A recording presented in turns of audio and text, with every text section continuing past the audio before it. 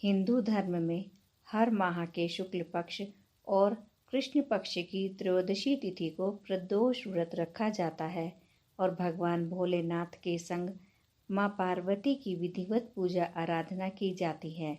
धार्मिक मान्यता है कि ऐसा करने से महादेव अपने भक्तों के सभी कष्ट दूर करते हैं और सुख समृद्धि का वरदान देते हैं।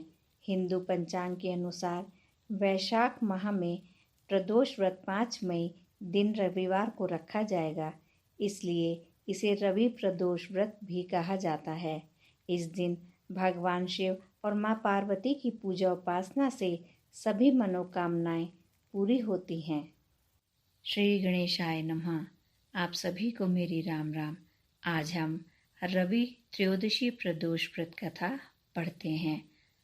आयु वृद्धि आरोग्यता या चाहो संतान, शिव पूजन विधिवत करो, दुख हरे भगवान। बोलो उमापति शंकर भगवान की जय। एक समय सर्व प्राणियों के हितार्थ परम पावन भागीरथी के तट पर ऋषि समाज द्वारा विशाल गोष्ठी का आयोजन किया गया।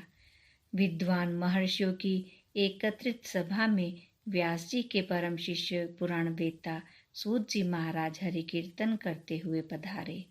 सूत जी को देखते ही शौनकादि 88,000 ऋषि मुनियों ने खड़े होकर दंडवत प्रणाम किया। महाज्ञानी सूत जी ने भक्ति भाव से ऋषियों को हृदय से लगाया तथा आशीर्वाद दिया। विद्वान ऋषिगण और सब शिष्य आसनों पर विराजमान हो गए। मुनिगण विनीत भाव से पूछने लगे कि हे परम दयालु, कलिकाल में शंकर जी की भक्ति किस आराधना द्वारा प्राप्त होगी, हम लोगों को बताने की कृपा कीजिए, क्योंकि कलयुग में सर्व प्राणी पाप कर्म में आसक्त रहकर वेद शास्त्रों से विमुख रहेंगे। दीन जन अनेकों संकटों से त्रस्त रहेंगे। हे मुनि श्रेष्ठ, कलिकाल में सत्कर्म की ओर किसी की रुचि नहीं होगी। जब पुण्य क्षीण हो जाएंगे तो मनुष्य की बुद्धि असत कर्मों की ओर खुद ब खुद प्रेरित होगी, जिससे दुर्विचारी पुरुष वंश सहित समाप्त हो जाएंगे। इस अखिल भूमंडल पर जो मनुष्य ज्ञानी होकर ज्ञान की शिक्षा नहीं देता, उस पर परमपिता परमेश्वर कभी प्रसन्न नहीं होते। हे महामुने, ऐसा कौन सा उत्तम व्रत है जिससे मनवांचित फल की प्राप्ति होती हो? आप कृपा कर बतलाइए। ऐसा सुनकर दयालु हृदय श्री सूत जी कहने लगे कि हे श्रेष्ठ मुनियों तथा शौनक जी, आप धन्यवाद के पात्र हैं। आपके विचार सराहनीय एवं प्रशंसनीय हैं। आप वैष्णव अग्रगण्य हैं, क्योंकि आपके हृदय में सदा परहित की भावना रहती है। इसलिए हे शौनकादि ऋषियों, सुनो, मैं उस व्रत को तुमसे कहता हूँ जिसके करने से सब पाप नष्ट हो जाते हैं। धन वृद्धि कारक, दुख विनाशक, सुख प्राप्त कराने वाला, संतान देने वाला, मनवांचित फल प्राप्ति कराने वाला यह व्रत तुमको सुनाता हूँ, जो किसी समय भगवान शंकर ने माँ सती जी को सुनाया था और उनसे प्राप्त यह परम श्रेष्ठ उपदेश मेरे पूज्य गुरु जी ने मुझे सुनाया था, जिसे आपको समय पाकर शुभ बेला में मैं सुनाता हूँ। बोलो उमापति शंकर भगवान की जय। सूत जी कहने लगे कि आयु वृद्धि स्वास्थ्य लाभ हेतु त्रयोदशी का व्रत करें। इसकी विधि इस प्रकार है। प्रातः स्नान कर निराहार रहकर शिव ध्यान में मग्न हों। शिव मंदिर में जाकर शंकर जी की पूजा करें।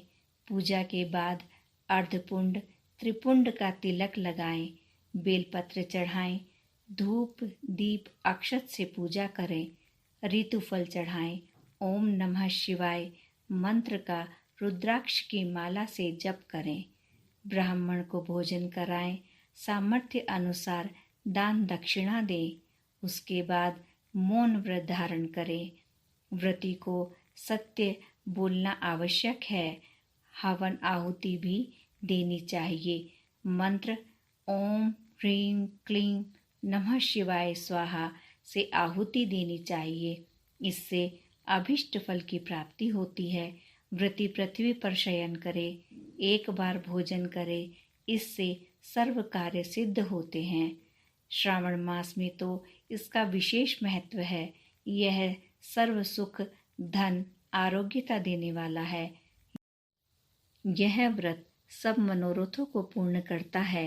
हे ऋषीश्वरों, यह प्रदोष व्रत जो मैंने आपको बताया, किसी समय शंकर जी ने माँ सती जी को और वेद व्यास मुनि जी ने मुझको सुनाया था।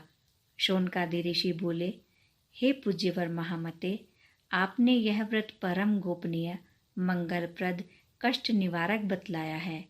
कृपया यह बताने का कष्ट करें कि यह व्रत किसने किया और उसे क्या फल प्राप्त हुआ। श्री सूत जी बोले, हे विचारवान ज्ञानियों, आप शिव के परम भक्त हैं। आपकी भक्ति देखकर मैं व्रती पुरुषों की कथा कहता हूँ। एक गांव में अति दीन ब्राह्मण निवास करता था। उसकी साध्वी स्त्री प्रदोष व्रत किया करती थी। उसके घर में एक पुत्र था। एक समय की बात है कि वह पुत्र गंगा स्नान करने के लिए गया। दुर्भाग्यवश मार्ग में चोरों ने उसे घेर लिया और वह कहने लगे कि हम तुझे मारेंगे, नहीं तो तू अपने पिता का गुप्त धन बतला दे। बालक दीन भाव से कहने लगा कि हे बंधुओं, हम अत्यंत दुखी दीन हैं, हमारे पास धन कहाँ है। चोर फिर कहने लगे कि तेरे पास पोटली में क्या बंधा है। बालक ने निसंकोच उत्तर दिया कि मेरी माता ने मुझे रोटी बनाकर बांध दी है। दूसरा चोर बोला कि भाई, यह तो अति दीन दुखी हृदय है, इसे छोड़िए।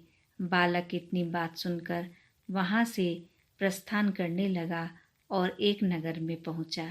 नगर के पास एक बरगद का पेड़ था। बालक थक कर वहाँ बैठ गया और वृक्ष की छाया में सो गया। उस नगर के सिपाही चोरों की खोज कर रहे थे। खोज करते करते उस बालक के पास आ गए। सिपाही बालक को भी चोर समझकर राजा के पास ले गए।